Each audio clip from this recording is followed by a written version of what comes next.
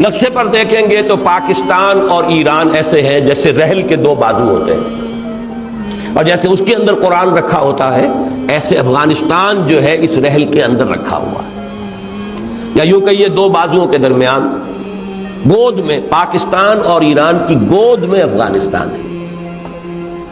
جتنے مسلمان اس وقت پاکستان، افغانستان اور ایران میں ہیں تقریباً اتنے ہی مسلمان بھارت میں ہیں۔ یہ ولایت کس شے کا نام ہے؟ دوستی، جگری محبت، حمایت باہمی، یہ در حقیقت اس کے بارے میں حکم دی لا تتخذوا اليہود والنصارى اولیاء۔ پہلی بات تو یہ ہے کہ قرآن مجید نے اور دوسرے بہت سے مقامات پر یہ حکم عمومیت کے ساتھ تمام کفار کے لیے دیا ہے۔ یہ تو ایمان کا تقاضا ہے کہ کفار کے ساتھ آپ کا رشتہ ولایت نہ ہو، لیکن یہاں خاص طور پر یہود و نصارہ کو جو نمایاں کیا گیا تو اس کا کوئی سبب ہے۔ باقی بہت سے مقامات ہیں کہ جس میں کافروں کو اپنا دوست مت بناؤ، ان کے ساتھ کوئی رشتہ ولایت تمہارا نہ ہو، ان کے ساتھ کوئی تمہاری دوستی نہ ہو، کوئی قلبی محبت نہ ہو، یہ تو قرآن مجید کا عام مضمون ہے۔ اور ظاہر بات ہے کہ جب یہ آیات نازل ہوئی ہیں ابھی مشرکین بھی عرب میں تھے، دندناتے پھر رہے تھے۔ ابھی وہ آخری غلبہ جو ہے کہ جس کے بعد خاتمہ ہوا ہے شرک کا جزیرہ نما عرب سے، وہ دور تو نہیں آیا تھا۔ اس حوالے سے اس عموم کے پس منظر میں اس خصوص کا سبب کیا ہے؟ چنانچہ خود اسی سورہ مبارکہ کی آیت نمبر 57 جو ہے 9 رکوع کی پہلی آیت جو ہے اس میں پھر کفار کے لفظ کا اضافہ کر دیا گیا۔ اہل کتاب اور کافروں دونوں کے بارے میں روکا گیا، یعنی وہاں پر اس سے مراد ہوں گے مشرکین عرب کہ ان سے وہ دلی دوستی کا رشتہ استوار مت کرو۔ لیکن اس آیت میں خاص طور پر یا ایھا الذین آمنوا لا تتخذوا اليہود والنصارى اولیاء کیوں کہا گیا؟ اس کے دو اسباب۔ پہلا سبب جو ہے وہ تو یہ ہے کہ چونکہ مسلمانوں اور یہودیوں اور عیسائیوں کے مابین ایک قرب ہے باقی تمام لوگوں کی نسبت سے۔ بہرحال حضرت ابراہیم کے ماننے والے، اسی لیے کہا جاتا ہے کہ یہ ابراہیمی مذاہب ہیں تین، یہودیت، عیسائیت اور اسلام۔ اہل کتاب ہے عیسائی اور یہودی، یہ جو قرب ہوتی ہے کا معاملہ ہوتا ہے، جو شراکت جسے کہتے ہیں پنجاب میں شریکہ، وہی دشمنی زیادہ ہوتی ہے۔ اگر کہیں کا دور کا معاملہ ہے تو اس سے اتنا زیادہ اندیشے نہیں ہوتے، جتنا قرب ہوگا اندیشہ اسی سے زیادہ ہوگا۔ اس حوالے سے چونکہ اگرچہ شرعی اعتبار سے آپ دیکھیے کہ باقی کافروں کے مقابلے میں ان کے معاملے کو ہلکا رکھا گیا۔ ان کے ہاں کا ذبیحہ ہم کھا سکتے ہیں، یہودیوں کا عیسائیوں کا ذبیحہ ہو، ذبیحہ ہونا شرط ہے۔ اسی طریقے سے ان کی خواتین سے مسلمانوں کو شادی کرنے کی اجازت ہے، جبکہ اور کسی سے نہیں ہے۔ تو شرعی احکام کے اعتبار سے تو معاملہ وہاں پر نرم ہے۔ یہاں پر انہیں خاص طور پر جو ہے نمایاں کیا گیا کہ ان کے ساتھ کوئی دوستی کا، محبت کا، ولایت کا رشتہ نہ رکھنا۔ یا ایھا الذین آمنوا لا تتخذوا اليہود والنصارى اولیاء۔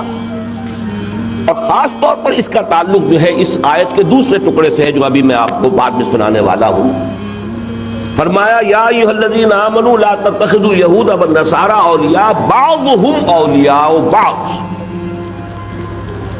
یہ ایک دوسرے کے ولی ہیں، یہ ایک دوسرے کے دوست ہیں، ایک دوسرے کے حمایتی ہیں، ایک دوسرے کے مددگار ہیں، ایک دوسرے کے پشت پناہ ہیں۔ اصل میں یہ ٹکڑا ہے اس آیت مبارکہ کا جس کے بارے میں اب یہ عرض کر رہا ہوں کہ شاید پہلے کسی نے یہ بات نہیں کہی ہے، اسی لیے میں نے تمہید میں وہ بات عرض کر دی تھی، اس سے اوپرائیے نہیں، لا تنقضی عجائبہ۔ یہاں تک کہ خود میرے سامنے یہ بات اچانک آئی ہے، تقریباً سوا ماہ قبل عید الفطر سے جو اگلا جمعہ آیا ہے اس میں میں تقریر کر رہا تھا، اسی آیت مبارکہ پر میں نے خاص طور پر جو ہے توجہ کی، تو میں حیران ہو گیا کہ اس پر میرا ذہن خود پہلے اس سے کبھی منتقل نہیں ہوا کہ بعضهم اولیاء بعض۔ یہ تو وہ بات ہے کہ جو اس صدی میں اور بتمام و کمال تو اب آ کر پوری ہوئی ہے، جس وقت قرآن نازل ہوا یہ واقعہ تھا ہی نہیں۔ یوں سمجھیے کہ پورے 1900 برس یہودیوں اور عیسائیوں میں دشمنی رہی، دوستی کب رہی ہو؟ یہ تو اچانک ذہن منتقل ہوا، یہ پیشین گوئی ہے، یہ در حقیقت نزول قرآن کے وقت مطابق واقعہ بات نہیں ہے، یہ پیشین گوئی ہے کہ جو در حقیقت اس دور میں آ کر پوری ہوئی ہے، ورنہ اس سے پہلے تو اگر غور کیا جائے تو یہ تو آپ کہہ سکتے پوٹینشلی کوئی شے ہو، جیسے کہ آم کی گٹھلی میں آم کا پورا درخت ہے، پوٹینشلی، یا اللہ تعالیٰ نے اپنے اس علم کامل کی بنا پر یہ بات کہی ہے کہ جس کا اللہ کا علم تو ماضی اور حال چونکہ سب کو محیط ہے تو مستقبل کے اعتبار سے یہ بات کہی ہے، بعضهم اولیاء بعض، تو اللہ تعالیٰ کا فرمانا تو اپنی جگہ درست ہو گیا، لیکن واقعاتی اعتبار سے غور کیا جائے تو بات سامنے یہ آتی ہے کہ پورے 1900 برس تک، یعنی قرآن مجید کے نزول سے 600 برس قبل اور قرآن مجید کے نزول سے 1300 برس بعد تک ان دونوں میں کہیں کوئی دوستی نہیں تھی، کہیں آپس میں ولایت باہمی نہیں تھی، کہیں ایک دوسرے کی پشت پناہی نہیں تھی، کوئی ان کے درمیان یہ رشتہ نہیں تھا۔ یہ رشتہ تو 14ویں صدی ہجری میں شروع ہوا ہے اور 15ویں صدی ہجری کے آغاز میں اپنے نقطہ عروج کو پہنچا ہے۔ یہ دوسری بات ہے کہ 20ویں صدی عیسوی کو آپ یہ کہہ سکتے ہیں کہ اس کے آغاز میں اس کا ظہور ہوا ہے، اور اس کا جو آخری حصہ ہے جس میں ہم اس وقت بیٹھے ہوئے ہیں اس میں اس کی تکمیل ہوئی۔ میں نے سوچا کہ خود میرا ذہن پہلے ادھر کیوں نہیں منتقل ہوا، تو مجھے جو اس کی توجیہ جو سمجھ میں آئی وہ یہ تھی کہ چونکہ جب سے ہم نے ہوش کی آنکھ کھولی ہے تو ہمارے سامنے تو یہی ہے کہ ان کی دوستی ہے، تو ہمارا ذہن تو ظاہر بات ہے منتقل نہیں ہو سکتا تھا، وہ تو بالکل مطابق واقعہ ہے۔ ہم نے تو آنکھ کھولی تو یہی دیکھا کہ یہودی اور عیسائی آپس میں شیر و شکر ہیں، آپس میں ایک دوسرے کے دوست ہیں، آپس میں ان لوگوں کے معاہدے ہیں، آپس میں ایک دوسروں کے لیے تعاون ہے۔ اس لیے ہمارے لیے تو در حقیقت جو بھی ہمارے شعور کی زندگی ہے اس میں تو یہ واقعے کے مطابق ہے۔ جو بات میں کہہ رہا ہوں وہ تو یہ ہے کہ نزول قرآن کے وقت اور اس کے بعد بھی 1300 برس تک یہ بات واقعے کے مطابق نہیں تھی، در حقیقت اسی اعتبار سے اسے پیشین گوئی قرار دیا جانا چاہیے۔ چنانچہ خود قرآن مجید میں 3 مقامات جو ہیں وہ میں نے نوٹ کیے ہیں۔ سورہ بقرہ کی آیت نمبر 113 میں فرمایا وقالت اليہود لیست النصارى علی شیء وقالت النصارى لیست اليہود علی شیء، سیدھی سیدھی بات۔ یہودی کہتے ہیں کہ نصارہ کی کوئی بنیاد نہیں، بے بنیاد ہے، ان کی کوئی حیثیت ہی نہیں، ان کی نفی کرتے ہیں، اور عیسائی کہتے ہیں یہودیوں کی کوئی بنیاد نہیں، بے بنیاد ہے، ان کی کوئی اساس ہی نہیں۔ تو معلوم ہوا کہ ایک دوسرے کی نفی، ظاہر بات ہے کہ حضرت مسیح علیہ السلام کو جنہوں نے کافر قرار دیا، مرتد قرار دیا، اپنے بس پڑتے سوری پر چڑھا دیا، تو حضرت مسیح کے ماننے والوں کے ساتھ ان کی کوئی دوستی کیسے ہو سکتی؟ ماننے والوں میں وہ بھی تھے کہ جنہوں نے بہرحال انہیں اللہ کا ایک بندہ اور اللہ کا رسول سمجھا، جیسے کہ ہم محمد الرسول اللہ کے بارے میں گواہی دیتے ہیں وَنَشْهَدُ أَنَّ مُحَمَّدًا عَبْدُهُ وَرَسُولُهُ۔ پھر ماننے والے غلو میں اتنے مبتلا ہو گئے کہ انہوں نے خدائی میں شریک کر۔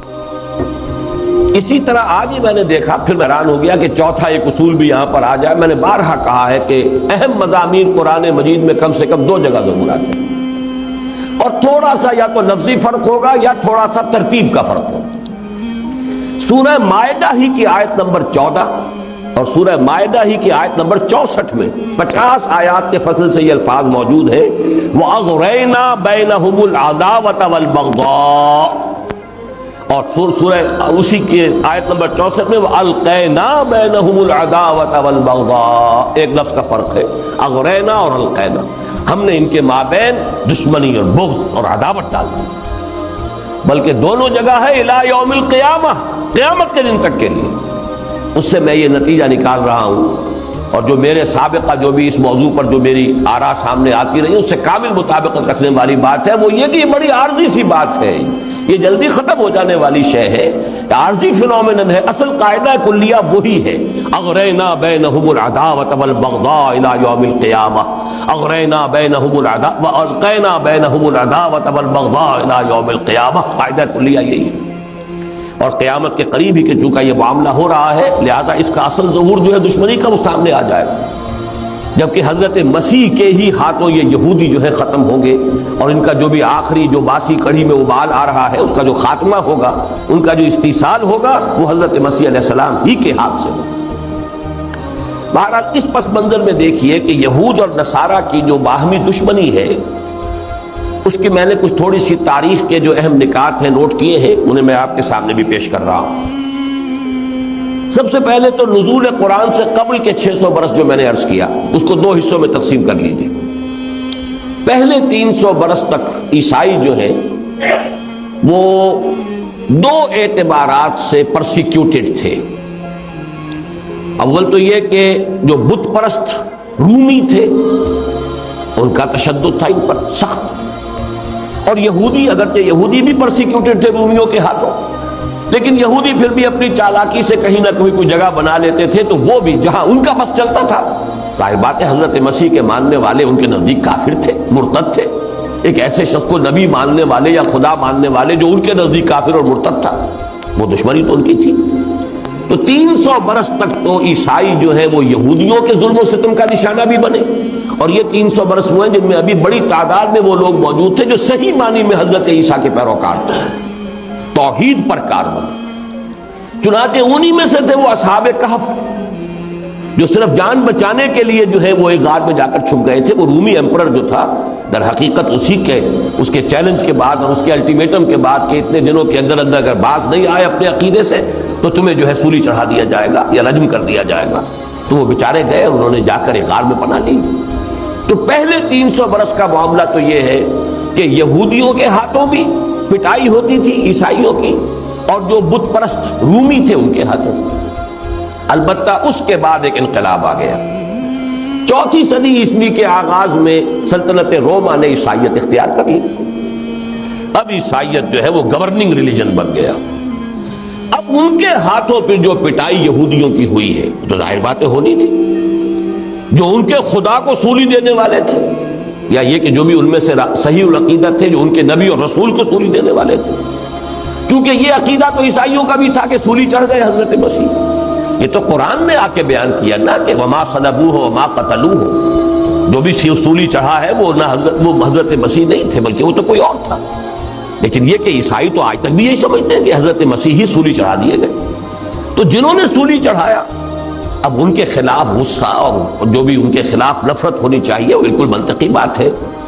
تو بقیہ 300 برس جو ہے اس نزول قرآن سے قبل کے, ان میں پھر یہودی جو ہے شدید ترین پرسیکیوشن کا شکار ہے.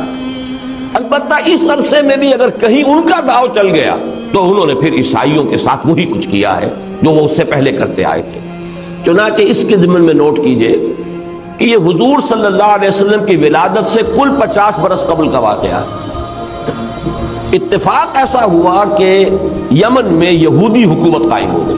یہ تھوڑے سے عرصے کے لیے قائم ہوئی ہے. حمیر وہاں کا بادشاہ ذو نواس, اس نے نجران پر حملہ کیا جو عیسائیت کا ایک بہت بڑا مرکز تھا, قتل عام کیا.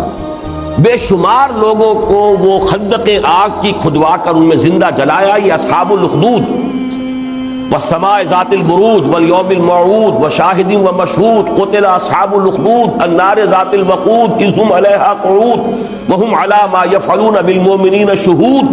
یہ سارا واقعہ اصحاب اخدود کا جو ہے یہ حضور کے ولادت سے کل 50 برس کے لگ بھگ جو ہے قبل یہ ہوا ہے, نجران میں ہوا ہے. اور 20,000 کے قریب عیسائی جو ہے یہودیوں نے زندہ جلائے ہیں یا ویسے ہلاک کیے. تو یہ تو دشمنی ان کی چلی آ رہی. اس معاملے کی تفصیلات کے لیے تفہیم القرآن کی طرف رجوع کیجیے. مولانا مودودی نے سورہ بروج کی جو تفہیم ہے اس میں یہ سارے واقعات بیان کیے.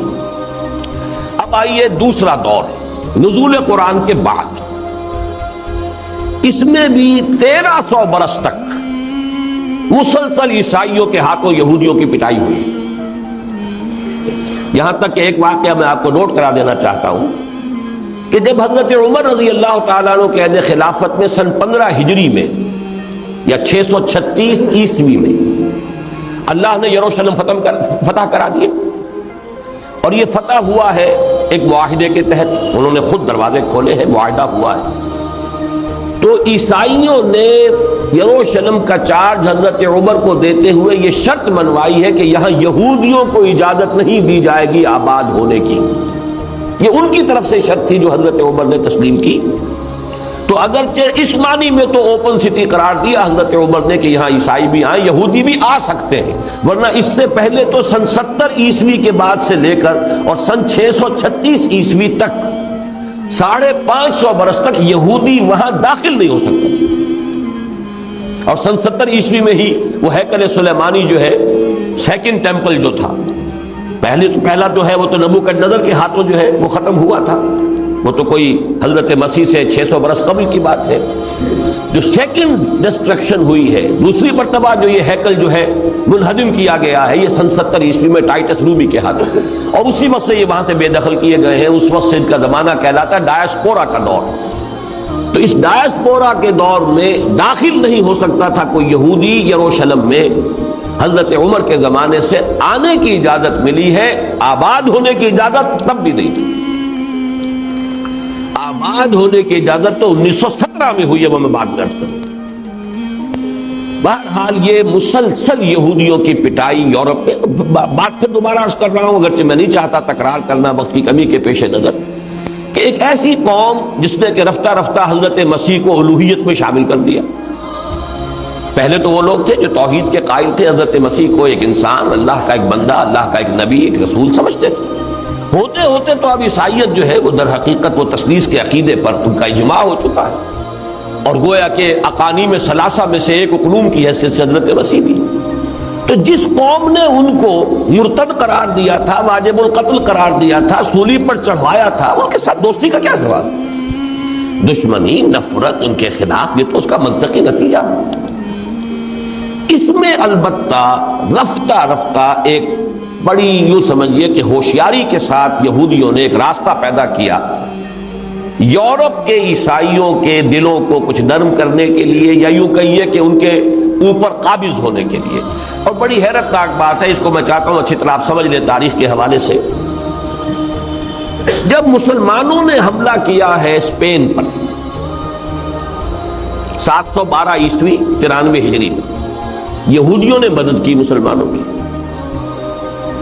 کیونکہ دشمن کا دشمن دوست ہوتا ہے. ہسپانیہ خاص طور پر شدید پرسیکیوشن کا علاقہ تھا یہودیوں کے لیے، اور ویسے پورا یورپ تھا. انہوں نے جب مسلمان حملہ آور داخل تو مدد کی تھی. نتیجہ کیا نکلا کہ ہسپانیہ جو ہے پھر مسلم اسپین، خود ان کے کہنے کے مطابق، اب ظاہر بات ہے یہ محسن تھے، انہوں نے مدد کی تھی فتح کرنے میں، تو یہ پریولیجڈ لوگ رہے، وہاں مراعات یافتہ رہے، انہیں جو سہولتیں حاصل ہوئیں، انہیں جو مراعات حاصل ہوئی، اسے یہ یہودی مانتے ہیں کہ ہمارے ڈایاسپورا کا گولڈن پیریڈ مسلم اسپین ہے. وہاں جو عروج حاصل ہوا، وہاں جو آزادیاں حاصل ہوئیں، وہاں جو انہیں مواقع ملے، یہ ان کا گولڈن پیریڈ ہے ڈایاسپورا کا، خود اپنے قول کے مطابق. پوری دنیا میں کہیں اور نہ امن تھا ان کے لیے، نہ سکون تھا، نہ چین، ہر جگہ نفرت، ہر جگہ تشدد، پرسیکیوشن، سوائے ایک مسلم اسپین. یہاں سے انہوں نے عیسائی یورپ کی پشت میں نقب لگائی ہے. اور وہ نقب کس طور سے لگائی؟ جیسے جیسے اسلام کی تعلیم اور علم کا احیاء جو مسلم اسپین میں ہوا مسلمانوں کے ہاتھوں، یہ جیسے جیسے اسپین سے مختلف یورپی ممالک کی طرف اس کی رو چلی ہے، اس میں 3 چیزیں انہوں نے مزید شامل کر دی. یوں سمجھیے کہ جو چیز اعتدال کے ساتھ اسلام میں ہے، اس میں ایک انتہائی رنگ پیدا کر دیا. وہ کیا؟ آزاد خیالی. ہر شخص کو پورا اختیار ہونا چاہیے، جو چاہے وہ مانے، جو چاہے بیان کرے. نتیجہ کیا نکلا کہ عیسائی یورپ پر عقیدے کی گرفت کمزور ہو گئی. اس سے انہوں نے فائدہ اٹھایا. نمبر 2، آزادی عمل، فریڈم آف ایکشن. نتیجہ کیا نکلا؟ اخلاقی آوارگی. اسی چیز کو، چیز اچھی ہے، آزادی بڑی اچھی شے ہے، لیکن آزادی بھی کچھ حدود کی پابند ہونی چاہیے. مادر پدر آزادی تو بہرحال کوئی اچھی شے نہیں، آزادی کچھ حدود کے اندر، پابندی کے ساتھ آزادی. جب مجرد آزادی، مطلق آزادی ہوگی، تو وہ تو مجھے اب یاد آ رہے ہیں وہ اشعار کہ جو اکبر الہ آبادی نے کہے تھے انگریز کے دور میں، کہ گورنمنٹ کی خیر یارو بناؤ، گلے میں جو آئے وہ تانے اڑاؤ. کہاں ایسی آزادیاں تھی میسر، انا الحق کہو اور پھانسی نہ پاؤ. یہی تو کیا تھا غلام احمد قادیانی نے جب دعوی نبوت کیا ہے، اور جب اس کا خط پہنچا ہے امیر دوست محمد والی کابل کے پاس، اس نے جواب میں ایک جملہ لکھ کے بھیجا، ایجا بیا، یہاں آ کے کرو ذرا دعوی نبوت کا، پھر تمہیں پتا چلے کہ نبوت کا دعویٰ کرنے کا مطلب کیا ہے. ایجا بیا، یہ خط کیوں بھیج رہا ہو، خود آؤ نا. تو انگریز کی گود میں بیٹھ کر تو جو چاہو دعوے کرو. تو گورنمنٹ کی خیر یارو مناؤ، گلے میں جو آئیں وہ تانے اڑاؤ، کہاں ایسی آزادیاں تھی میسر، علی الحق کہو اور پھانسی نہ پاؤ۔ یہی در حقیقت وہ نقطہ ہے آزادی رائے، لہذا جو چاہو، اور آزادی اظہار، جو چاہو بکو، آزادی عمل، چاہے ننگے ہو کر سڑکوں پہ نکل آؤ، آزادی عمل۔ اس سے اخلاقی آوارگی اور جنسی جو آوارگی کا طوفان ہے وہ یورپ میں پیدا کیا یہودیوں نے۔ اور تیسری چیز تھی آزاد معیشت، فری اکانومی، جس کے راستے سے سود کے اوپر جو پابندی تھی وہ ختم کروا دی۔ یہ نقب ہے، یہ تین ان کے ہتھیار تھے جن سے انہوں نے جو کرسچین یورپ ہے اس کو زیر کیا ہے، اور ہوتے ہوتے پھر صورت وہ بن گئی جس کے علامہ اقبال مشاہدہ کر آئے تھے اس صدی کے آغاز میں، فرنگ کی رگے جاں پنجے یہود میں۔ یہ تبدیلی ہوئی ہے یوں سمجھیے تقریباً 1300 برس کے دوران۔ مذہبی سطح پر یہودی رہا پرسیکیوٹڈ، لیکن اندر ہی اندر ان تین ذرائع سے انہوں نے، اور خاص طور پر نوٹ کر لیجئے جو پروٹیسٹنٹ عیسائیت تھی، جو در حقیقت انہی تین چیزوں کا ایک نتیجہ تھی، عیسائیت میں جو نتیجہ ظاہر ہوا، آزادی خیال، آزادی عقیدہ، آزادی قول، آزادی عمل، یہ سب جو ہے اسی کے حوالے سے پروٹیسٹنٹزم جو ہے پیدا ہوا۔ تو یہ آلہ کار بنا ہے یہود کا، اور آج ویسٹ جو ہے وائٹ اینگلو سیکسن پروٹیسٹنٹ وہ سب سے زیادہ آلہ کار ہے یہودیوں کی، جن کا سرغنہ یا سر خیل اس صدی کے آغاز میں برطانیہ تھا، اور جن کا سرغنہ اور سر خیل اس وقت امریکہ۔ یہ میں نے آپ سے عرض کیا ہے کہ یہ تقریباً 1300 برس میں تدریجاً یہ تبدیلی پیدا ہوئی ہے، لیکن اس کی تکمیل جو ہوئی ہے، بلکہ اس میں اعلان کر یہ بھی وضاحت کر دوں کہ اس 14ویں صدی ہجری میں اور 20ویں صدی عیسوی کے آغاز سے تدریجاً لینڈ مارکس کیا ہیں اس کے۔ 1917 اعلان بالفور، یعنی سن 70 عیسوی کے بعد 1917 میں اعلان بالفور کے ذریعے سے جو برطانیہ کے ذریعے ہوا، انہیں حق دے دیا گیا they can settle in Palestine, اب آباد ہو سکتے ہیں۔ وہی عیسائی کہ جنہوں نے حضرت عمر کے سامنے یہ شرط رکھی تھی کہ انہیں یہاں آباد ہونے کا حق نہیں ملے گا، زیادہ سے زیادہ یہاں آنے کی اجازت ہو جائے گی، آباد ہونے کا نہیں۔ 1917 میں بالفور ڈیکلریشن کے ذریعے سے تسلیم کر لیا گیا they have a right to settle in Palestine۔ اب یہ گھسے اور اپنی دولت کے بل پر انہوں نے وہاں زمینیں خریدی، رقبے خریدے، غریب جو پہلے فلسطینی مسلمان تھے انہیں بے دخل کیا۔ وہ جو روایت ہے کہ اونٹ جو ہے جب داخل ہو جاتا ہے بدو کے خیمے میں تو پھر اونٹ اندر ہوتا ہے بدو باہر ہوتا ہے، وہ حال ہوا فلسطینیوں کا۔ 1917 میں پہلی مرتبہ اس کا آغاز ہوا۔ 1948 میں اسرائیل کی ریاست وجود میں آ گئی، اور یہ آئی اب یو این او کے ذریعے، وہ یو این او کے جو تقریباً اعلی کار ہے امریکہ کا، اس لیے کہ ویسٹ کی قیادت اس عرصے میں تبدیل ہو چکی ہے برطانیہ سے امریکہ کی۔ 1967 میں اس اسرائیل نے اپنی حدود کی توسیع کی۔ 1973 میں جبکہ کم سے کم مصریوں نے اپنی 1967 کی شکست کا کلنک کا ٹیکہ دھو دیا تھا، بار لیو لائن کراس کر لی، پھر تاریخ انسانی میں اسے کہا گیا تھا ایئر برج قائم ہوا ہے۔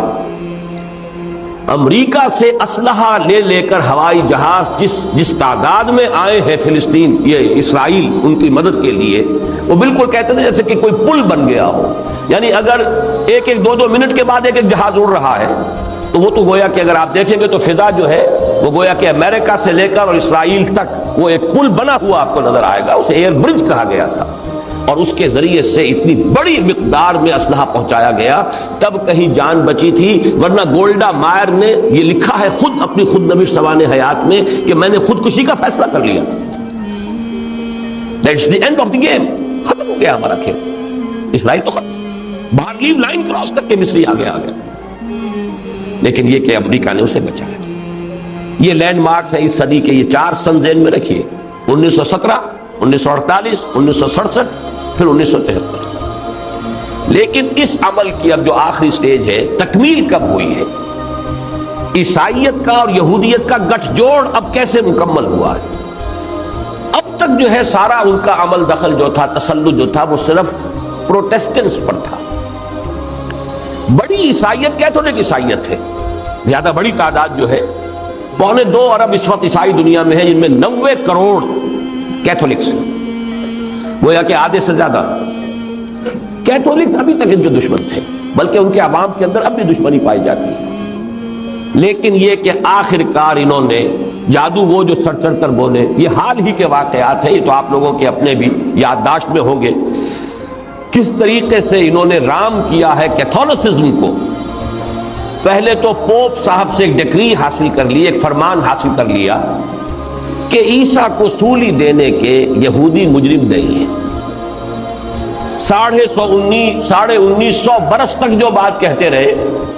بہرحال یہ تو پوپ کو تو حق حاصل ہے، وہ تو امام معصوم ہے، جو چاہے کہہ دے، غلطی تو وہ کر ہی نہیں سکتا، لہذا اسے تو اختیار اس کا مطلق حاصل ہے، تاریخ بدل دیجیے. بری ہو گئے یہودی حضرت عیسیٰ کو سولی دینے سے، تاریخ بدل گئی. وقت کی کمی ہے ورنہ میں اصل میں نہیں رہا جا رہا. عرض کر دوں، میں نے 1962 میں، جبکہ مجھے کم سے کم 10 برس ہو گئے تھے، فلم دیکھنا میں نے بند کر دیا تھا. دیکھتا کرتا اپنی نوجوانی میں، ابھی جمعیت سے فعال تعلق سے قبل سے. 10 برس بعد میں نے پہلی پکچر دیکھی ہے کراچی میں، دی کنگ آف کنگز، اور یہ حضرت عیسیٰ کی لائف پر تھی. اس لیے کہ مجھے بڑی دلچسپی ہو گئی تھی. جیسے جیسے درس قرآن کے ساتھ مناسبت ہوئی، پھر بائبل، خاص طور پر یہ جو گاسپلز ہیں چاروں، ان میں سے بھی سینٹ میتھیو کی گاسپل، اس سے مجھے ایک بڑی قلبی ایک یعنی انس کی کیفیت پیدا ہوئی. تو مجھے جب موقع ملا، کراچی میں تھا میں اس زمانے میں، 1962 کی بات ہے، تو کنگ آف کنگز پکچر آئی حضرت مسیح کی لائف میں نے دیکھی. پھر یوں سمجھیے کہ اس کے کوئی، اب یہ ہوا ہوگا اس کے 10-15 سال بعد، امریکہ میں مجھے پھر کچھ خواہش پیدا ہوئی کہ میں وہ پکچر دیکھوں.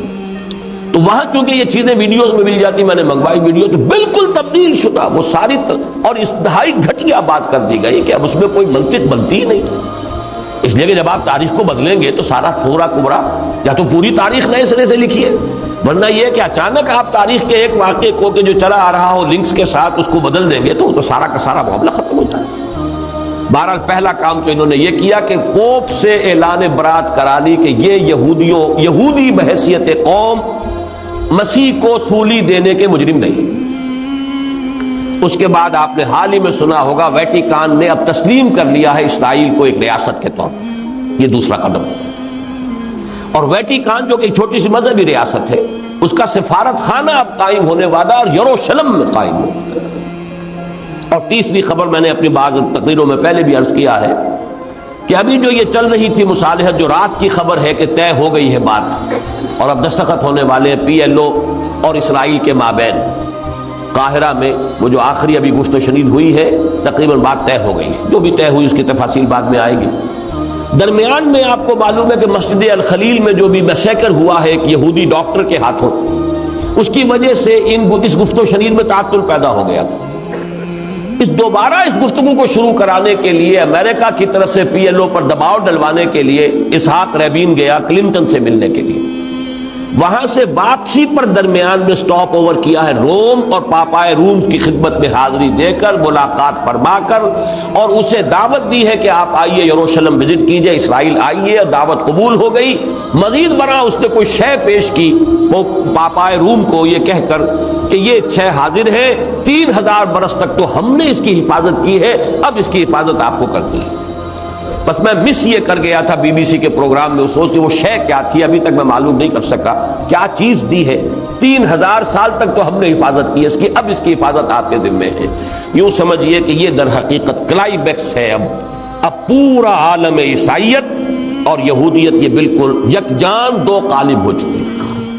گویا کہ یہ الفاظ بعضهم اولیاء بعض، آج جس طریقے سے یہ بات ایک حقیقت واقعی کا رنگ اور روپ جو ہے وہ اختیار کر کے دنیا میں سامنے آئی ہے، پچھلے 2000 برس تک یہ بات کبھی نہیں تھی، نزول قرآن کے وقت بھی نہیں تھی. گویا کہ یہ ایک پیشین گوئی تھی کہ جو آج پوری ہو رہی ہے کہ ہم نے انقلاب چرخ گرداں یوں بھی دیکھے.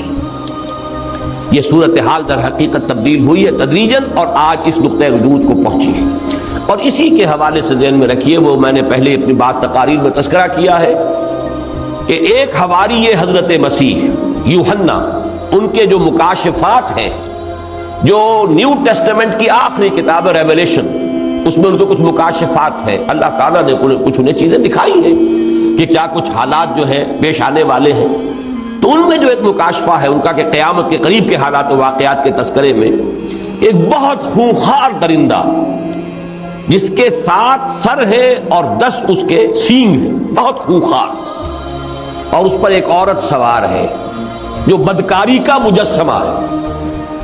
بین ہی یہ شکل بن چکی ہے عالم عیسائیت، وہ خونخوار درندہ جس کے 7 سر ہیں. اب اللہ جانے یہ 7G7 ہے یا جو بھی ہو، ان کی تعبیر جو بھی کی جا سکتی ہے، اور پھر ان کے جو 10 ہارنز ہیں، 10 اس کے جو سینگ ہے، اس میں ممکن ہے کہ 10 ایٹمک پاورز وغیرہ، واللہ عالم یہ تو ہوگا، لیکن میں تو مکاشفے کا اس حوالے سے کہ سوار کون ہے، ایک عورت سوار ہے. وہ عورت ہے یہ اسرائیل کی ریاست، اور اس کو عورت جو دیکھا انہوں نے صحیح دیکھا، قرآن نے بھی یہی کہا ہے. قرآن کا یہ کہنا ہے مسلمانوں یہ کبھی تم سے کھلے میدان میں جنگ نہیں کر سکیں گے، بالکل عورتوں کی طرح فصیلوں کے پیچھے سے یا چھتوں کے اوپر سے جو اینٹیں برسایا کرتی تھی کبھی دیہات میں، اب بھی اگر کہیں معاملہ ہوتا ہوگا تو یہی ہوتا ہے. مرد جو ہے وہ گلیوں میں لڑتے ہیں اور عورتیں اوپر سے جو ہے وہ اینٹیں برساتی ہیں. بالکل اسی طرح کا معاملہ ان کا رہا ہے. وہی کردار ہے کہ جو حضرت مسیح علیہ السلام کے ان حواری کو وہ نظر آیا اپنے مکاشفے میں کہ ایک عورت نہایت بدکار عورت ہے جو سوار ہے ایک نہایت خونخوار درندے کے اوپر، جس درندے کے 7 سر ہیں اور 10 سینگ ہیں. یہ ہے وہ در حقیقت نیو ورلڈ آرڈر، اور اس کی یوں سمجھیے کہ روحانی سطح پر جو حقیقت، جو اس کی اصلیت ہے کہ جو اللہ کے ایک نیک بندے نے آج سے 1900 برس قبل دیکھی تھی. اب آئیے اس حوالے سے یا ایھا الذین آمنوا لا تتخذوا اليہود والنصارى اولیاء بعضهم اولیاء بعض. ہمارے لیے تو یہ حکم کہ ان کے ساتھ بالکل دوستی نہ کرو. ویسے تو کفار سے دوستی نہیں ہو سکتی، ایمان کا تقاضا یہ ہے، دوستی صرف اللہ کے ساتھ، اس کے رسول کے ساتھ اور اہل ایمان کے ساتھ، تو یہ ایمان کا لازمی تقاضا. اس لیے اگلے گروپ میں یہ بات بہت تفصیل سے آئی ہے، جو 3 آیتیں جو ہیں جن کا مجموعہ دوسرا ہے.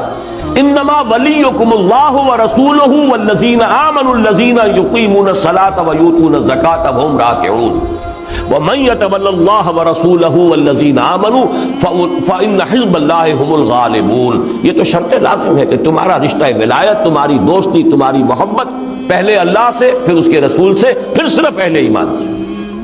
اگر اس معیار پر مسلمان پورے نہیں اتریں گے اللہ کی مدد کبھی نہیں ملے گی اور غلبہ کبھی نہیں آئے.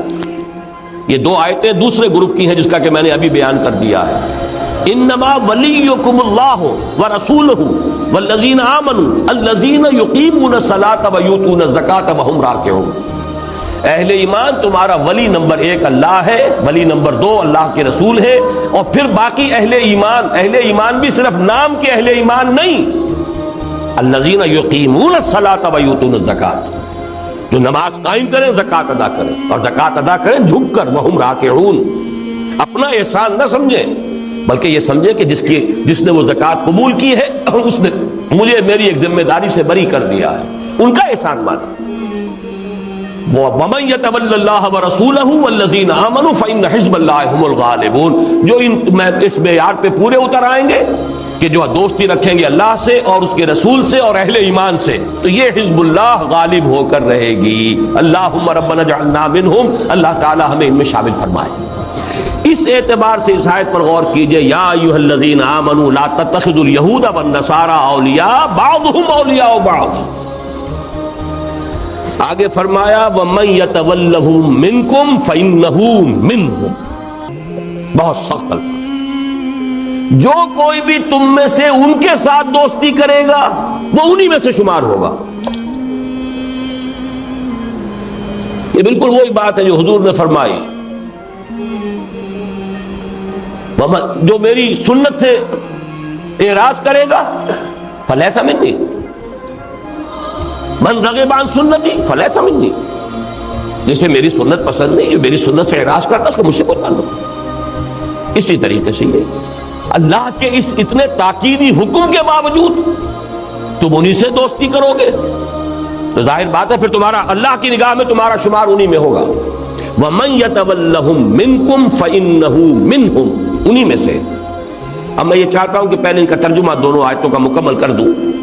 ان اللہ لا يهدي القوم الظالمین، یہ پھر اسی تحدید اور تنبیہ کے اندر مزید زور.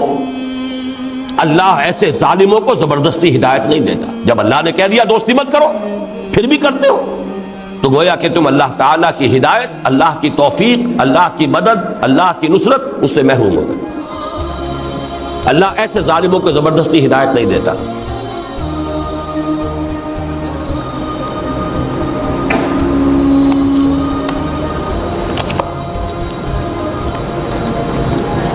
اس کے بعد فرمایا فَتَرَى الَّذِينَ فِي قُلُوبِهِم مَرَضٌ يُسَارِعُونَ فِيهِمْ. تو اب اس میں مخاطب حضور بھی ہے، حضور کے ساتھ بالواسطہ تمام اہل ایمان.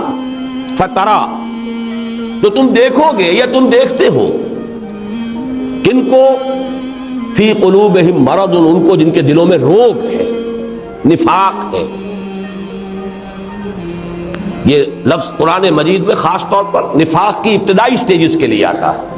فی قلوبہم مرض فزادہم اللہ مرضا، یعنی یوں سمجھیے جن کے دلوں میں ایمان نہیں ہے. فَتَرَى الَّذِينَ فِي قُلُوبِهِم مَرَضٌ يُسَارِعُونَ فِيهِمْ، وہ تو انہی میں گھسنے کی کوشش کرتے ہیں، انہی کے ساتھ دوستی، انہی کے ساتھ پینگے بڑھانا، انہی کے پاس جانا. جیسے ایک بڑی پیارے حدیث میں الفاظ آتے ہیں، لا ملجا منک ولا ماوا الا الیک، اے اللہ تجھ سے بچ کر جانے کی جگہ کون سی ہے؟ تیری پکڑ، تیری سزا، تیرے عتاب سے بچ کر بھی جانے کی پناہ بھی تو تیرے ہی پاس ہے. لا ملجا منک، ملجا کہتے کہیں جا کر آپ اپنے لیے پناہ تلاش کر دیں. ماوا، لا ملجا منک، تجھ سے بھاگ کر جاؤں تو کہاں جاؤں؟ لا ملجا منک ولا ماوا الا الیک. یہ حال ہے منافقوں کا کہ ان کے لیے ملجا اور ماوا وہی یہود، وہی نصارہ، وہی ان کا سارا مالیاتی نظام یہی ہے کہ گھسے جا رہے ہیں اسی کے اندر. اب دیکھیے تعویل خاص کے اعتبار سے یہ مدینے کے منافقین تھے، تعویل عام کے اعتبار سے میں بعد میں عرض کروں گا کہ کون کون جو ہے اس حکم کے تحت آ رہے ہیں، اس کا اطلاق کس کس پر ہو رہا ہے. ابھی تو الفاظ نوٹ کر لیجئے. فَتَرَى الَّذِينَ فِي قُلُوبِهِم مَرَضٌ يُسَارِعُونَ فِيهِمْ، تو تم دیکھتے ہو ان لوگوں کو جن کے دلوں میں روگ ہے کہ وہ انہی کے اندر گھستے ہیں، کوشش کرتے ہیں، محنت کرتے ہیں، انہی کی دوستی، انہی کی حمایت، انہی کی سرپرستی حاصل کرنے کے لیے دن رات کوشاں. ایسے پیارے الفاظ ہیں، ایک لفظ میں ترجمہ ممکن نہیں. یسارعون فیہ، مسارعت، سرعت. اب یہ سرعت کا لفظ جلدی کے لیے بھی آتا ہے، طاقت کے لیے بھی آتا ہے. سرعت، اس سرعت کے لیے پوری اپنی تندہی کے ساتھ، اور پھر مسارعت، یہ در حقیقت مقابلہ، ایک دوسرے سے آگے بڑھنے کی کوشش میں ہے کہ ہمیں سرپرستی حاصل ہو جائے، ایک دوسرے سے جو ہے اس میں آگے نکلنے کی کوشش کر رہے ہیں، مقابلہ کر رہے ہیں. یسارعون فیہ، انہی کے اندر پوری تندہی کے ساتھ انہی میں گھسنے کی کوشش کر رہے ہیں. یقولون نخشی ان تصیبنا دائرہ، کہتے یہ ہے کہ اندیشہ ہے کہ ہم پر کوئی مصیبت نہ آئے، کوئی گردش فلک نہ آ جائے. کیا کریں؟ آخر کوئی پناہ چاہیے، کوئی مدد چاہیے، کہیں نہ کہیں تو بچنے کے لیے صورت ہو. آخر بھارت اتنا بڑا دشمن ہے، کوئی تو ہمیں پشت پناہ چاہیے، کوئی تو مددگار چاہیے، کہیں سے تو ہمیں سپورٹ ملے گی. بین ہی وہ بات اس وقت مجھے یاد آ گئی جو میں عرض کر چکا ہوں اپنی تقریر میں. یہ 1953 کا واقعہ ہے. اس وقت کے وزیر اعظم نے یہ الفاظ مجھ سے کہے تھے. ساری پالیسی ہماری اسی کے اوپر بیس کر کے چل رہی ہے آج تک. 1953 اس وقت کے وزیر اعظم ناظم الدین، خواجہ ناظم الدین صاحب، میں اس وقت طلبہ کا ایک وفد لے کر ان کی خدمت میں حاضر ہوا تھا. اس وقت یہ ابھی سیٹو سینٹو وغیرہ، میڈو بلکہ مڈل ایسٹ ڈیفنس آرگنائزیشن، اس کی باتیں چل رہی تھی. میں نے عرض کیا یہ آپ کیا کر رہے ہیں؟ پہلے تو انہوں نے کہا بھائی دیکھیے یہ تو ملکی معاملات ہیں، آپ طالب علم ہیں، آپ کو اس سے کیا تعلق. اس وقت وہ عجیب سے اللہ تعالیٰ کی طرف سے ہی کوئی ہمت بھی عطا ہو گئی، حالانکہ وہ وزیر اعظم تھے. گورنرز ہاؤس میں یہاں پہ ملاقات ہو رہی تھی. میں نے کہا جناب آپ تو ان معاہدوں کے اندر باندھ کر رخصت ہوں گے، اس ملک کو سنبھالنا تو بعد میں ہم نے، تو ہمیں نہیں بتائیں گے تو کیسے بات ٹھیک ہوگی؟ اچھا پوچھئے. پھر جب کہا تو سادہ ترین الفاظ میں، کیونکہ وہ بڑے سادہ مزاج ہے. دیکھیے پنڈت جی تو نہیں چاہتے نا کہ پاکستان رہے، اور ہمارے اندر تو طاقت نہیں ہے نا پنڈت جی کا مقابلہ کرنے کی. پنڈت جی، پنڈت نہرو، بھارت، تو ہمیں تو کوئی مدد چاہیے نا. 3 جملوں میں سارا سغرا کبرا ہے. لیکن ذرا نوٹ کیجئے یہ آیت کیسے منطبق ہو رہی ہے. فَتَرَى الَّذِينَ فِي قُلُوبِهِم مَرَضٌ، ہمیں نہ اللہ پر یقین تھا، نہ اس وقت تھا، نہ آج ہے، نہ ایمان کی دولت اس وقت نصیب تھی، نہ آج ہے، تو نظر تو وہی آئے گا، امریکہ بہادر یا کوئی اور جو بھی مغربی ہمیں سہارا مل سکتا ہو۔ یا تو اللہ پر یقین ہو تو وہ تو بالا ترین اقتدار ہے، اس کا اختیار اس کا ہے۔ إِن يَنصُرْكُمُ اللَّهُ فَلَا غَالِبَ لَكُمْ، اگر اللہ تمہاری مدد کرے تم پر کوئی غالب نہیں آ سکتا۔ وَإِن يَخْذُلْكُمْ فَمَنْ ذَا الَّذِي يَنصُرُكُم مِّن بَعْدِهِ، اگر وہی تمہارا ساتھ چھوڑ دے تو کون ہے جو تمہاری مدد کر سکے گا اس کے بعد؟ سیدھی سیدھی بات۔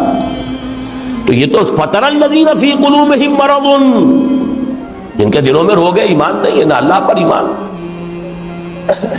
نہ اللہ کی مدد پر یقین، تو وہ کہاں جائیں آخر؟ تین جملے ہیں، یہی ہے ہماری آج تک کی پوری فورن پالیسی، تین جملوں کے اندر ہے۔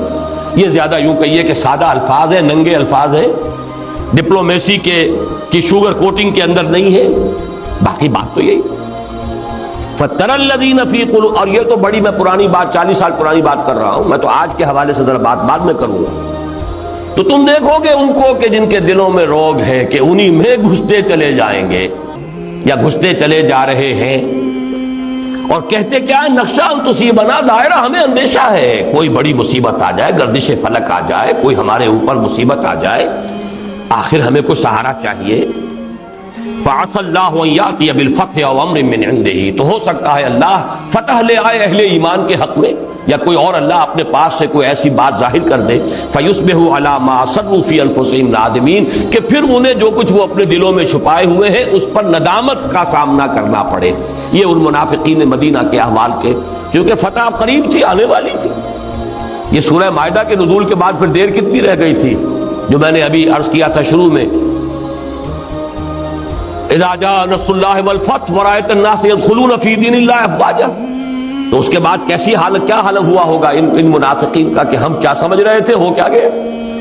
من درچے خیال ہے، فلک درچے خیال، ہم یہودیوں کا سہارا پکڑ رہے تھے، یہاں یہ ہے کہ ان کا قلع قبا ہو گیا، اللہ کے دین کا بول بالا ہو گیا۔ وَيَقُولُ الَّذِينَ آمَنُوا، اور اس روز کہیں گے اہل ایمان، أَهَٰؤُلَاءِ الَّذِينَ أَقْسَمُوا بِاللَّهِ جَهْدَ أَيْمَانِهِمْ، کیا یہ ہیں وہ لوگ جو کہ بڑی قسمیں کھا کھا کر اپنی امکانی حد تک کہا کرتے تھے کہ إِنَّهُمْ لَمَعَكُمْ، کہ وہ تمہارے ساتھ ہیں، حَبِطَتْ أَعْمَالُهُمْ، ان کے اعمال سارے ضائع ہو گئے، فَأَصْبَحُوا خَاسِرِينَ، اور وہ خسارہ پانے والے، تباہ و برباد ہونے والے بن کر رہے۔ یہ منافقین مدینہ جو ہے ان کا گویا کہ انجام، ان کی حسرت اسلام کے غلبے کے بعد یہ، اور یہی جب اسلام کا عالمی غلبہ دوبارہ ہوگا تو پھر یہی کیفیت ہوگی ان کی، جو انہی شکوک و شبہات کے اندر آج مبتلا ہے۔ لیکن بہرحال وہ دور تو ہمارے سامنے ابھی موجود نہیں ہے، وہ تو مستقبل کے پردے میں مستور ہے، چھپا ہوا ہے۔ لیکن ایک مرتبہ تو یہ حقیقت جو عالم واقعہ میں سامنے آ چکی کہ اللہ کے دین کا بول بالا ہو گیا تھا۔ اب ان آیات کو سامنے رکھ کر ذرا جائزہ لیجئے، اس وقت ہم عالم اسلام اس حوالے سے کہاں کھڑے ہیں۔ یہ جو بھی نیو ورلڈ آرڈر اور عیسائیت اور یہودیت کا گٹھ جوڑ، اس کے حوالے سے عالم اسلام کا جائزہ، کہ حکم ہمیں یہ ہے کہ ان سے دوستی مت کرو، حال ہمارا کیا ہے؟ عالم اسلام کو میں چاہتا ہوں کہ پہلے اپنے ذہن میں جغرافیہ اس کا لے آئیے، اور آج سے 20 برس قبل میں نے ایک مضمون لکھا تھا حالت اعتکاف میں، جو ایک تو ہمارا چھوٹا سا کتابچہ ہے، سلسلہ اشاعت تنظیم اسلامی نمبر 2، تنظیم اسلامی کا تاریخی پس منظر، یہ بہت مختصر سا ہے، اس میں وہ مضمون موجود ہے۔ اور ابھی جو ایک نئی کتاب میری چھپی تھی، جو پچھلے گزشتہ عید الفطر کے موقع پر میں نے تقریر کی تھی، اس کے مضامین پھر نوائے وقت میں آئے، تو سابقہ اور موجودہ مسلمان امتوں کا ماضی، حال اور مستقبل، اس کتاب میں بھی میں نے وہ مضامین جو ہے مزید وضاحت کے ساتھ بیان کر دیے۔ اس میں نے ایک تشبیہ دی تھی کہ عالم اسلام مجھے گلوب پر ایسے نظر آتا ہے جیسے ایک عقاب ہے جو اپنے پر پھیلائے ہوئے دونوں بازو محو پرواز ہے۔ عقاب کا جو اصل جسم ہے وہ ہے جزیرہ نما عرب، اور پھر یہ شام اور عراق، ادھر سے خلیج فارس آ رہی ہے، ادھر سے خلیج عقبہ آ رہی ہے، آگے دونوں جا کر جو ہے بڑا تنگ ہو جاتا ہے معاملہ، اور پھر وہ ترکی جو ہے وہ ایسے ہے جیسے کہ عقاب کی چونچ اور گردن ہو، یہ ہے باڈی اصل، اس کو سمجھیے یہ عالم اسلام کا قلب۔ اب اس کا بایاں بازو چلا، مغربی بازو، خلیج عقبہ جیسے کہ بازو ہوتا ہے بغل سے تو بڑی چھوٹی سی، لیکن بعد جب پر پھیلائے ہوئے ہوں تو بعد میں تو وہ پھیل جائے گا، اگرچہ مین باڈی کے ساتھ تو جڑا ہوا تھوڑی سی جگہ کے ساتھ ہی ہے، تو وہ تو وہی سینائی پیننسولا ہے جس کے ساتھ وہ جڑا ہوا ہے مغربی بازو قلب کے ساتھ۔ اب پورا شمالی افریقہ اور مشرقی افریقہ جو ہے یہ جو اسلامی، اس کا تقریباً یوں سمجھیے کہ عرب ورلڈی ہے، یہ اس کا میسرہ ہے، یعنی بایاں بازو۔ ایران سے شروع ہو کر ایران، افغانستان، ترکستان، ہندوستان ہوتے ہوتے یہ جاوا، سماٹرا، یہاں تک چلا گیا تھا، یہ دایاں بازو تھا، یہ میمنہ تھا۔ اس تیسرے کو ابھی ذرا نگاہ سے ہٹا دیجئے اور سب سے تلخ حقیقت جو ہے اس کا مشاہدہ کیجئے، عالم اسلام کے قلب پر یہود اور نصارہ کا پورا تسلط ہو چکا۔ جہاں تک میسرہ کا تعلق ہے، لے دے کر دو چھوٹے چھوٹے ملک بچے ہوئے ہیں، لیبیا ہے اور سوڈان ہے، اور وہ دونوں بھی ٹارگیٹڈ ہیں۔ لیبیا کا تو جو بھی گھیراؤ ہوا ہے وہ تو چونکہ تیل کی دولت ہے اس لیے سروائیو کر رہا ہے۔ سوڈان بھی ان کی ہٹ لسٹ پر ہے۔ سوڈان کی اہمیت زیادہ اس لیے نہیں ہے کہ وہاں جو کچھ بھی اسلام آ رہا ہے وہ کسی عوامی انقلاب کے نتیجے میں نہیں بلکہ ایک فوجی انقلاب کے نتیجے میں۔ پھر یہ کہ وہاں عیسائی جو بغاوت ہے وہ بھی موجود ہے، اس حوالے سے ان کو گھیراؤ تو کر رکھا ہے، لیکن زیادہ ان کی جو اولین ہٹ لسٹ ہے نیو ورلڈ آرڈر کی اس پر نہیں ہے۔ لیکن ان دونوں کو چھوڑ دیجئے تو پورا قلب جزیرہ نما عرب، شام اور عراق اور یہ اور ترکی اور پورا شمالی افریقہ، کل کا کل نیو ورلڈ آرڈر، یہود اور نصارہ کے تسلط۔ وہاں کے معاملے میں چند تلخ باتیں آپ سے عرض کر دوں۔ مستقبل قریب میں وہاں اصل کشمکش جو ہونے والی ہے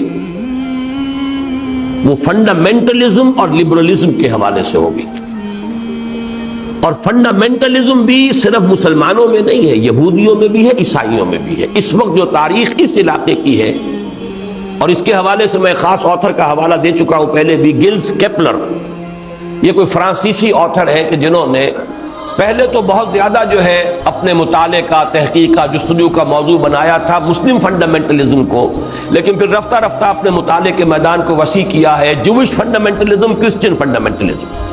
اس پر وہ آج دنیا میں بڑی اتھارٹی سمجھے جاتے ہیں۔ ان کا ایک انٹرویو شائع ہوا تھا نیوز ویک میں، پھر نوائے وقت نے اسے لفٹ کیا تھا، اور یہ 4 مارچ کے نوائے وقت میں وہ موجود ہے۔ یہودی فنڈامنٹلزم کی ایک مثال دنیا کے سامنے آ چکی ہے، وہ ڈاکٹر گولڈن سٹائن، ڈاکٹر نہایت خوبصورت، معلوم ہوتا ہے کہ جیسے افغان مجاہد ہو، کیسی داڑھی اس کی شرعی داڑھی ہے، اور سر کے اوپر بھی اس کل کیپ اس کے موجود ہے، اور اس کی جو بربریت اور وحشت اور اس میں جو نفرت اور جو مسلمانوں کے خلاف، اسلام کے خلاف جو آگ بھری ہوئی ہے وہ ظاہر ہو گئی، کس طور سے سامنے آئی۔ ایک ہوتا ہے کہیں راہ چلتے کسی کو اس طریقے سے کہیں کوئی بم پھینک دیا، کچھ اور ہو گیا، ایک مسجد میں جا کر داخل ہونا اور اس طریقے سے ان کولڈ بلڈ جس کو کہا جاتا ہے، اس طریقے سے، وہ تو تعداد گھٹا کر انہوں نے بیان کی، کبھی 30 کہتے ہیں، 80-90 کے قریب آدمی تو وہی اسی کو ختم ہوئے۔ تو یہ یہودی فنڈامنٹلسٹ ہے۔ تو لبرلز جیسے عالم اسلام میں ہے کہ نام کے مسلمان، نہ نماز نہ روزہ مسلمان ہے، اکثریت تو انہیں کی ہے۔ کچھ فنڈامنٹلسٹ ہیں جو بہرحال اس کے مختلف درجے تو ہوں گے، گریڈز ہوں گے، لیکن یہ کہ بہرحال دین پر عمل پیرا ہونا چاہتے ہیں۔ ان میں سب سے زیادہ خطرناک انہیں وہ نظر آتے ہیں جو اسلام کو ایک مکمل نظام حیات کی حیثیت سے نافذ کرنے کی فکر میں ہے۔ یہ مسلم فنڈامنٹل یہودی بھی ہے۔ تو اصل میں اس وقت جو کچھ ہو رہا ہے اس میں، یعنی عالم اسلام کا ہارٹ، قلب، اور اس کا لیفٹ ونگ جو میسرہ ہے، اس میں تو تصادم اصل میں ہے۔ عالم اسلام میں آپ دیکھ رہے ہیں جیسے حسنی مبارک کے لوگ روزانہ آپ سن لیتے ہیں، اتنے فنڈامنٹلسٹ مار دیے گئے، اتنے فنڈامنٹلسٹ جو ہیں وہ سولی چڑھا دیے گئے، اتنوں کو فائرنگ اسکواڈ کے سامنے کھڑا کر دیا گیا۔ یہی الجزائر میں ہو رہا ہے۔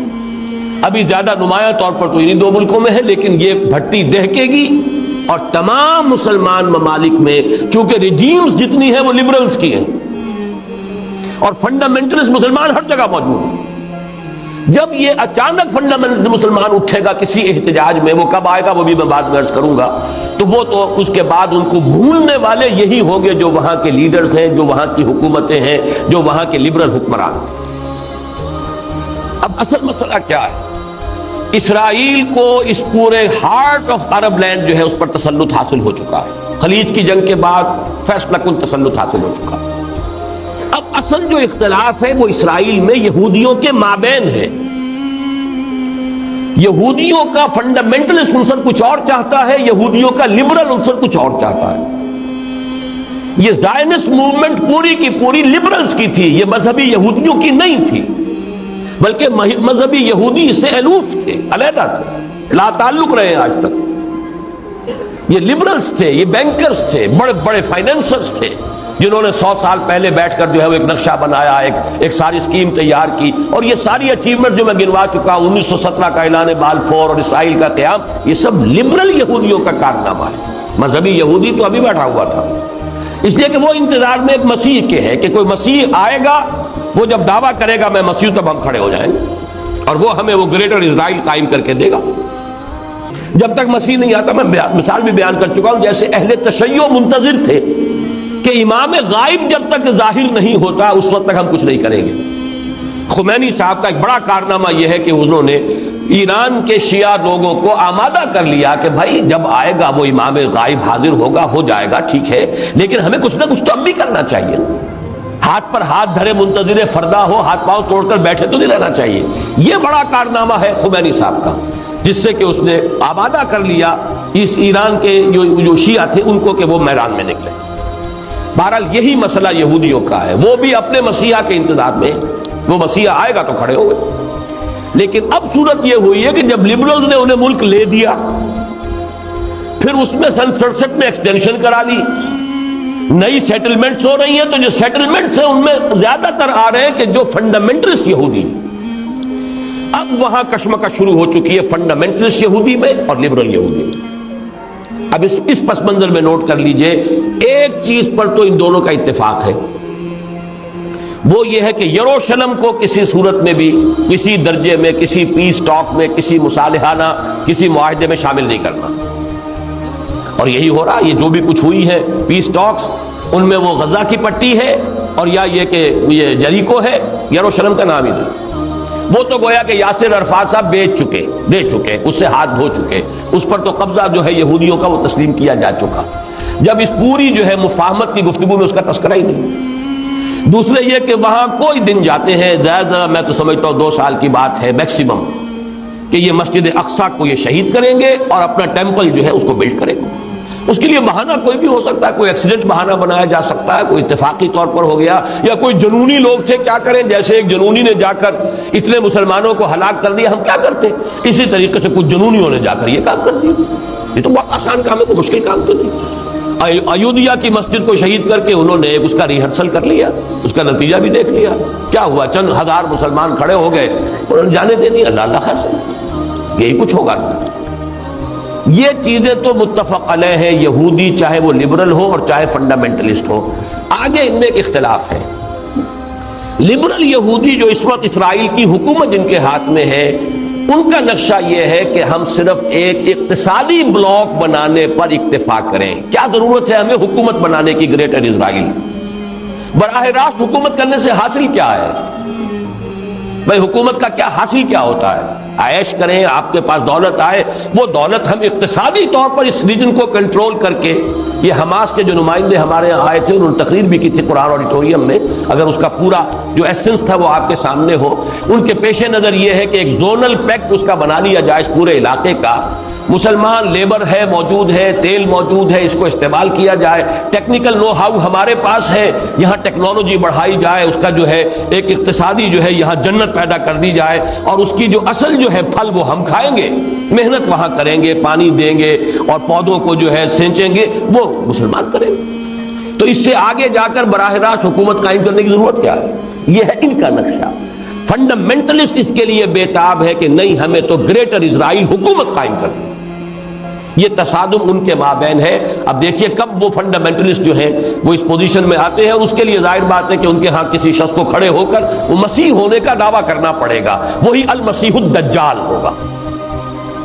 مسیح وہی کہ جس کی ان کے ہاں روایت موجود تھی. حضرت سلیمان علیہ السلام کے بعد سے مسلسل جو انبیاء آئے ہیں بنی اسرائیل میں، وہ ایک پیشن گوئی کرتے رہے، ایک مسیح آئیں گے، وہ تمہارے نجات دہندہ ہوں گے. وہ مسیح آ گئے، حضرت مسیح علیہ الصلوۃ والسلام، انہوں نے رد کر دیا، مرتد قرار دیا، پھانسی پر چڑھوا دیا، اپنے بس پڑتے اللہ نے جو کیا وہ اللہ کا معاملہ، لہذا وہ پوزیشن از ویکنٹ، ابھی وہ جگہ خالی ہے نا، اسامی خالی ہے، اس خالی اسامی کو پر کرنے کے لیے کوئی یہودی فنڈامنٹلسٹ کھڑا ہو جائے گا، میں ہوں مسیحا اور میں تو اب قائم کروں گا اسرائیل، کم وقت میں۔ یہ صرف جو ہے اقتصادی استحصال کافی نہیں ہے، ہماری باقاعدہ حکومت قائم ہونی چاہیے نیل سے فرات تک، یہ ان کا ایک خواب ہے۔ بہرحال یہ بھٹی وہاں دہکنے والی ہے، اور اس بھٹی ہی کا دوسرا حصہ وہ ہے جو بوسنیا سے شروع ہو چکا ہے۔ بوسنیا سے یہ در حقیقت کرسچین فنڈامنٹلزم کا ہے آنسلاٹ جس کا آغاز ہوا، اور کس حکمت سے بات چل رہی ہے، ذرا سی نگاہیں ادھر کر لیجئے تاکہ گراز کا ستیہ ناش کر کے پھر الٹیمیٹم دیجئے بھاگ جاؤ، واپس چلے جاؤ، نہیں جاؤ گے تو یہ کر دیں گے وہ کر دیں گے، جو کرنا تھا انہوں نے کر لی۔ اب جو انہوں نے بنائے تھے کہ یہ علاقے ہیں امن کے گہوارے، انہیں ایک امن کے گہوارے کا حشر دیکھ لیا، نتیجہ کیا ہوگا؟ وہ چاہتے یہ ہے کہ ان کے پاؤں یہاں سے اکھڑ جائیں، یستفزہم من الارض، یہاں سے یہ بھاگے، جان بچا کر بھاگے نکلے۔ بہرحال اس علاقوں کو انہوں نے خالی کرا دیا، اور اس کے بعد ان کا اگلا ہدف جو ظاہر بات ہے کہ یورپ کی سرزمین پر استنبول اسلام بول کیسے برداشت ہوگا، اور جس طریقے سے رشینز اب ان سربز کی پشت پناہی پر آ رہے ہیں، یہ نسلیت اور مذہبیت دو چیزیں جمع ہو جائیں تو اس سے زیادہ تو خطرناک شاید دنیا میں کوئی ہے نہیں۔ یہ ہے در حقیقت جو آنے والے حالات و واقعات ہیں اس علاقے کے۔ ادھر سے عیسائی آنسلاٹ ہوگا، جو حدیث میں الملحمۃ العظمیٰ جس کا حوالہ دیا گیا ہے، جو آرمگیڈون ہے عیسائی روایات میں، وہ بہت بڑی جنگ ہوگی، اور اس وقت جب یہ کہ مسجد شہید ہوگی، جو فنڈامنٹل مسلمان ہے وہ کھڑا ہوگا، وہ احتجاج کرے گا، اس کو سب سے پہلے تو اپنے حکمران بھونیں گے، اور رہی صحیح کسر جو عیسائی اور یہ یہودی جو ہے یہ پوری کریں گے۔ یہ تو سیناریو ہے آنے والے دور کی دھندلی سی ایک تصویر دیکھ، جو علامہ اقبال نے کہا تھا، کھول کر آنکھیں میرے آئینہ افکار میں، آنے والے دور کی دھندلی سی ایک تصویر دیکھ۔ تو یہ احادیث سے جو نقشہ سامنے آتا ہے، اور اب تو معلوم ہوتا ہے کہ وہ حالات جو اسٹیج ہیز بین سیٹ، وہ سارے کے سارے معاملات آنے والے ہیں۔ اب آ جائیے جب کہ عالم اسلام کا قلب اور میسرہ تو اس حال میں ہے، گویا کہ اب ساری توجہ جو ہے اب ہماری مرکوز ہونی چاہیے اس کے دائیں بازو کی طرف، میمنہ دائیں بازو۔ یہ دائیں بازو کسی زمانے میں تو مسلسل تھا، ایران، افغانستان، ترکستان کے دو حصے تھے، روسی ترکستان ہو گیا، بعد میں چینی ترکستان ہو گیا، پہلے تو یہ ایک ہی علاقہ تھا۔ ہندوستان بنگال سے ہوتا ہوا، برما سے ہوتا ہوا، پھر سیدھا چلا گیا، پھر یہ جاوا، سماٹرا، بورنیو، یہ سارا علاقہ جو اب ملائیشیا اور انڈونیشیا، یہ بڑا مسلسل رائٹ ونگ تھا عالم اسلام۔ لیکن یہ کہ اب بھارت درمیان میں ہے، جیسے خنجر کی شکل ہے اسرائیل کی، وہ عالم اسلام کے قلب میں پیوست ہے۔ نقشے میں جب بھی دیکھیں گے وہ خنجر نظر آئے گا، بعین ہی کشمیر کا وہ دستہ ہے، اور نیچے وہی ٹرائنگل جو ہے بھارت کی، وہ اس عالم اسلام کے میمنہ کے اندر، سینے کے اندر چونکہ نصب ہے، لہذا یہ دو حصوں میں تقسیم ہو چکا ہے۔ نوٹ کر لیجئے، یہ پورا جغرافیہ اپنے ذہن میں جما لیجئے۔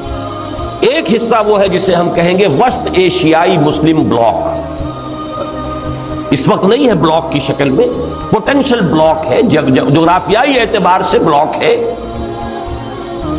ایران، افغانستان، پاکستان، اور ان کے بارے میں ذرا یہ تشبیہ میرے ذہن میں آئی ہے، آپ کو بھی منتقل کر رہا ہوں، اور چونکہ اب یہ ریکارڈنگ ہو رہی ہے، اس کے ذریعے سے یہ بات ہم انشاءاللہ دور دور تک پہنچائیں گے، اسی لیے بعض باتیں جو میں نے پہلے کہی ہیں دہرا رہا ہوں۔ نقشے پر دیکھیں گے تو پاکستان اور ایران ایسے ہیں جیسے رحل کے دو بازو ہوتے ہیں، اور جیسے اس کے اندر قرآن رکھا ہوتا ہے، ایسے افغانستان جو ہے اس رحل کے اندر رکھا ہوا ہے، یا یوں کہیے دو بازوؤں کے درمیان گود میں پاکستان اور ایران کی گود میں افغانستان ہے۔ اور جیسے افغان کا جو ہے اوپر پگڑ بہت بڑا ہوتا ہے، ضمیر جعفری صاحب کا شعر کوئی صاحب مجھے یاد کرا دے، بڑا پیارا شعر تھا افغان کے بارے میں کہ سر پہ لیے پھرتا ہے پورا افغانستان، اتنی بڑی پگڑی باندھی ہوتی ہے کہ پورا افغانستان معلوم ہوتا ہے کہ سر پہ اٹھائے پھر رہا ہے۔ تو وہ جو پگڑی ہے ان تین ملکوں کے اوپر، وہ ترکستان کے وہ علاقے ہیں، یہ سب شمال میں ہمارے، کہیں وہ ترہ بڑا نکل گیا ہے، قازقستان جو ہے وہ بہت دور تک نکل گیا ہے، باقی زیادہ تر علاقے جو ہیں وہ تو افغانستان کے، کچھ ایران کے کی شمال میں واقع ہیں۔ یہ ہے سینٹرل ایشیا کا مسلم بلاک، جغرافیائی طور پر تو اب بھی بلاک ہے، ویسے بلاک کی شکل میں نہیں ہے لیکن ایک پوٹینشل بلاک کی حیثیت رکھتا ہے۔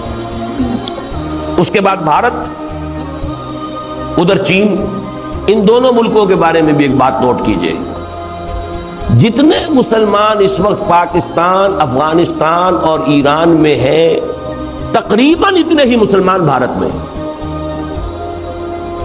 وہ ہے مائنورٹی، تعداد گنیے ذرا ان کی، اس لیے کہ وہاں کے لوگ کہتے ہیں کہ 20 کروڑ سے کم ہم نہیں، 18 سے تو لازماً کم نہیں، تو گن لیجئے ایران، افغانستان، پاکستان۔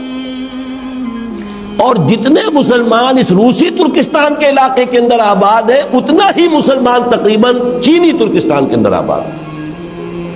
تو یہ ایک تو ہے وہ بلاک، ان 4 حصوں کا کہیے، ویسے ممالک تو کئی بن جائیں گے، یہ ترکستانی ریاستیں تعداد میں تو کئی ہیں، لیکن 4 سمجھیے، ایران، افغانستان، پاکستان اور روسی ترکستان، یہ ایک بلاک ہے۔